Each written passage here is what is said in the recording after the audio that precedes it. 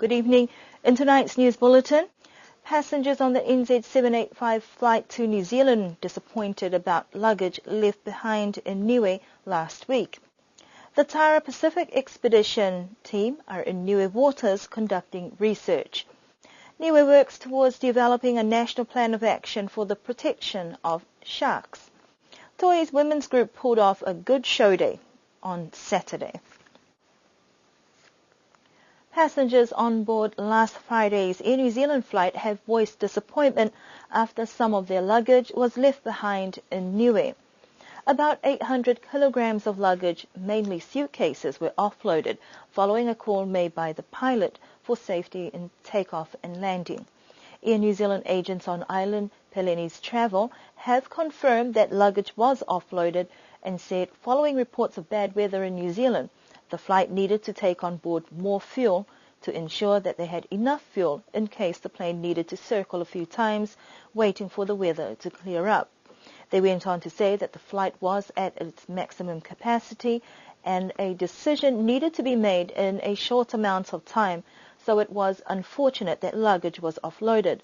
But the other option was to have bags and passengers offloaded, and that was a call they were not prepared to make.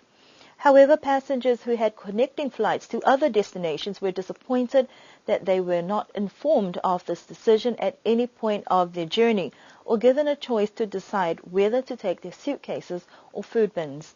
They believe that there was a breakdown in communication that led to frustrated passengers taking to social media to express their concerns. Some passengers claimed that it was several hours on landing in New Zealand before they were informed of the situation, and this was unnecessary stress added to their travel woes. Local agents on island said that the final call was made by the pilot, and as agents on island, they were just following instructions that were out of their control. Some passengers have already made claims for compensation from Air New Zealand, but were informed that they were only entitled to $100 per piece of luggage, which is far less than what they have had to spend to get the necessary clothing and resources for ongoing travel. They say the claims process has also proven to be less than helpful, leaving some passengers slightly frustrated. Pelini's Travel have been in contact with passengers affected and will be sending their luggage on this week's flight, while some who are returning this week have requested for their bags to remain on island.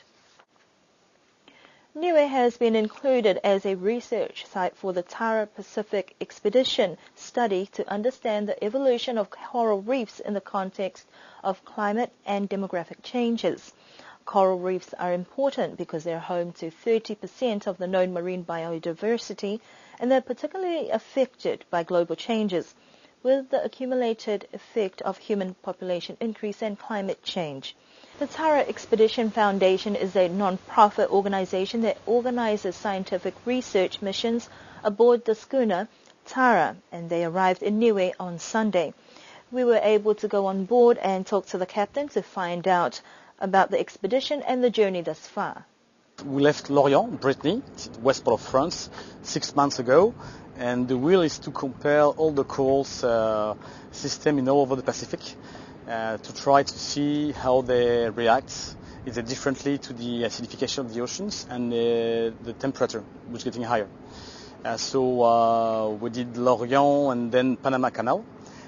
We started sampling in Panama, then Colombia, Easter Islands, Ducie Islands, then French Polynesia, Aitutaki, Cook, Niue now. Then we're heading to Samoa, Tuvalu, Kiribati, Guam, Japan.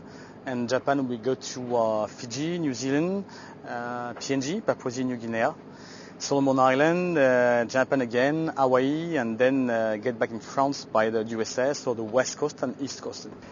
How does it work? We are 15 on board. So it's 6 crew members, 7 scientists, 1 engineer and 1 journalist. The Tyra has been anchored just out of the Avaseli Bay, and this is the second site. The team of scientists has spent time collecting samples underwater before returning for analysis on board. The work underwater? Okay, so there's always a lot of time that we spend on a good site selection, where we just look at different sites on snorkel to identify a site where we can find the 3 species that we actually work with. And then the work underwater involves the identification of the corals. We are 2 dive teams. Each team takes half of the samples, and then we take several pieces of each colony that will be fed into different analyses here on board.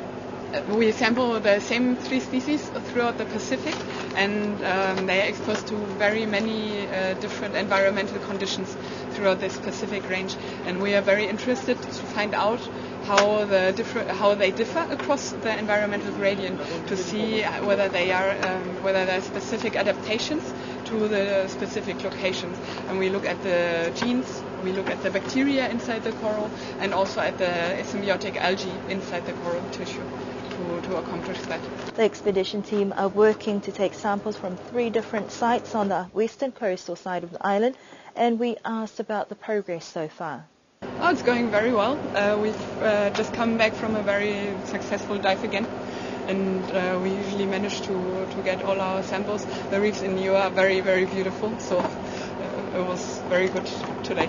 So the Tyra Pacific project is a large collaborative effort with many different working groups, and so we take samples for different analyses. What Guy here is doing at the moment is for genomic research. So there's a special buffer that's preserving the DNA of the samples. Then we take samples in the bags that get flash frozen for metabolic research, so looking at the sugars, the lipids, and the carbohydrates, lipids, and what did I forget? Proteins. Yes. Okay. No, it's fine. And the last one is looking at biomarkers in the coral tissue. Then we also take a piece for reproduction, where we look at the reproductive state of the coral colony, and a last piece for taxonomy. Whilst there is a strong scientific element to the expedition, there is also a journalist on board documenting the journey, creating awareness through stories and documentaries that give the wider audience a feel for the cultural differences in each of the island destinations. I'm the link between the boat and the land, which means that I'm reporting every step of the expedition. It could be the science part, it could be the human part, the navigation part. It's half a human adventure and a science expedition, so I have to work with the different partners in Europe and worldwide to just give them the information about what's going on here. We have a lot of things actually aboard. First, I don't work on my own. I got an underwater cameraman from Australia who works here during all year long. So for everything that happens underwater, we got someone who just dedicated to it. I got cameras. I got a drone actually. We work with aerial shots on the islands, and which is pretty convenient as well for the sailors, for sometimes to have a look of what's ahead of the boat. Just putting the drone up in 100 meters high, for example, to have a look of what's in front of us. And I'm working with a radio actually. We have a partnership with a French international radio network, so I get to record some sounds here. So I mostly work on a very small cabin. We have a lot of things, like a very small local TV on board. It's pretty big compared to the size of the boat, actually. The Tyra Expedition will be in Niue until the end of this week, as they continue with sampling in the 3rd site at Iptavake before sailing off to Samoa.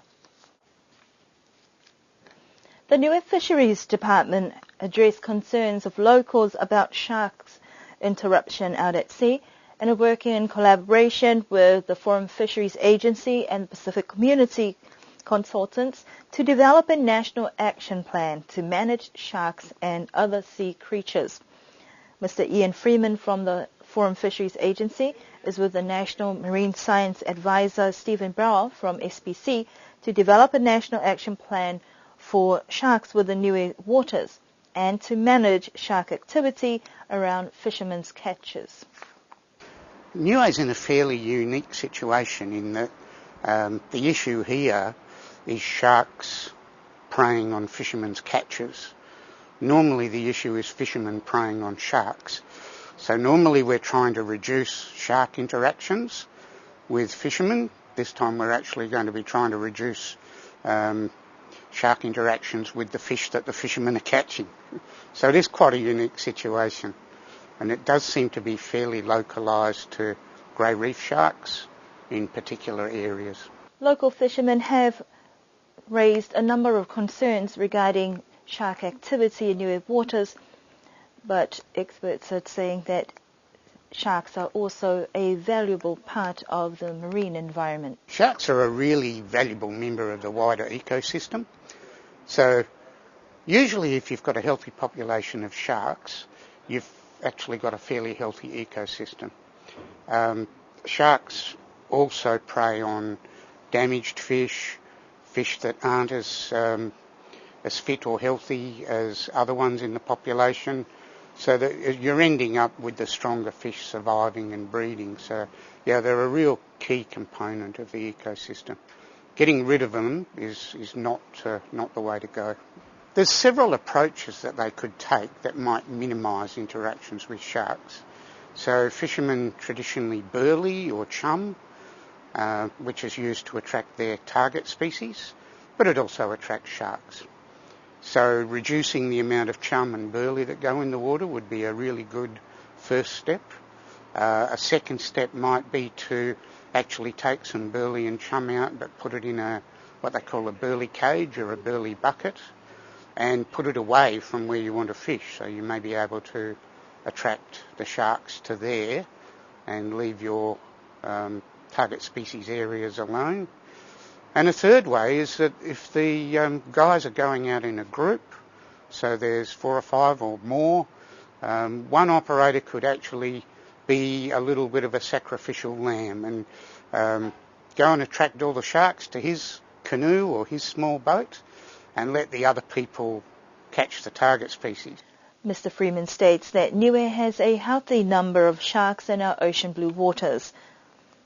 They will be holding discussions throughout the week with village councils and fishermen to help finalise a national plan of action to protect sharks in Niue waters.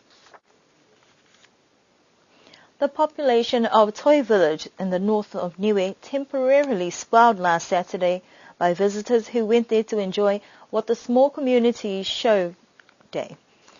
Stores selling a variety of food and display of women's handicrafts may not match the scale of the bigger villages, but the intention was to showcase the village various products. Into its 6th year, the village women, who had been at the forefront of the show each year, have been busy slowly building their profile, regardless of the village population.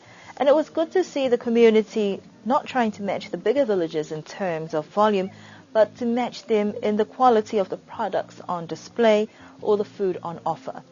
I didn't actually expect to see so many stalls and so many people for such a small village. It's, I think it's fantastic that everyone's turned out to help and to be part of the show day for Toi. Oh, I think it's good. They say nice and sport for the village, but plenty of heart here. Hear the music from J Love. My uncle, he lives up the road here, so I pushed everything here on a wheelbarrow. So this is my uncle's store. Got some watches there, some umu, fresh out of the umu at 4 a.m. this morning, straight to the table, straight to your mouth. It's all good for the family, help them get a bit more money for them and share and celebrate Toi show day. I just want to say congratulations to Toi for having another show day. It's my first one as well, so it's good to be home and to support Toi.